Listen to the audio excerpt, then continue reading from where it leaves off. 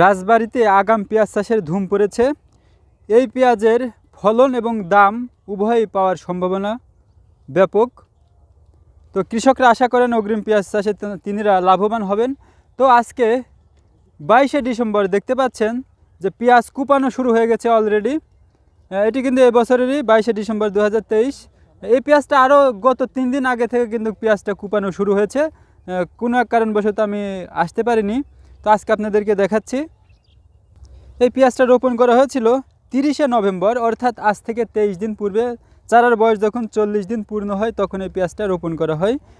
এটি ফটিক চানের জমি। আমরা তার সাথে কথা বলে জানবো যে তিনি এবছরে কী পরিমাণে আগাম পেঁয়াজ চাষ করছেন এবং পেঁয়াজের ফলন এবং দাম পাওয়ার সম্ভাবনা বা তিনি কি প্রত্যাশা করেন।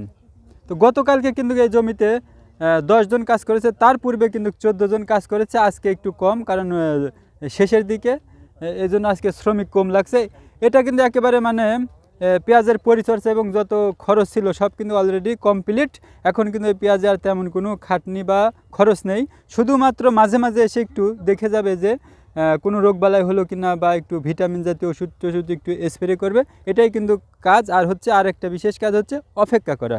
এখন শুধু অপেক্ষার পালা। এই পেঁয়াজটা পরিপক্ক হলে, করন্দনটা যথেষ্ট পরিমাণে নামলে তখনই কিন্তু এই পেঁয়াজটা আগামভাবে তুলবে। এই আগাম পেঁয়াজ হওয়াতে দাম পাওয়াটার সম্ভাবনা কিন্তু খুবই ভালো, ভালো পরিমাণে দাম পেতে পারে এবং ফলনটাও কিন্তু তুলনামূলকভাবে বেশি হতে পারে। আচ্ছা, এই আগাম পেঁয়াজটা উঠতে আর কত দেরি আছে? ফাল্গুন চৈত্র মাসের দিকে পেঁয়াজটা উঠে আসবে। তো এই পেঁয়াজটা লাগানোর বয়স হচ্ছে কতদিন? 3 মাসে লাগানো আছে।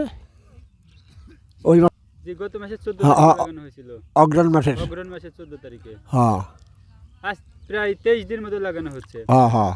তো এর আগে তো আর কোনো মাঠে পেঁয়াজ লাগানো হয় না। না না না না, সব থেকে আগাম পেঁয়াজ। আগাম পেঁয়াজের কি ফলনটা ভালো হয়? ভালো হয়।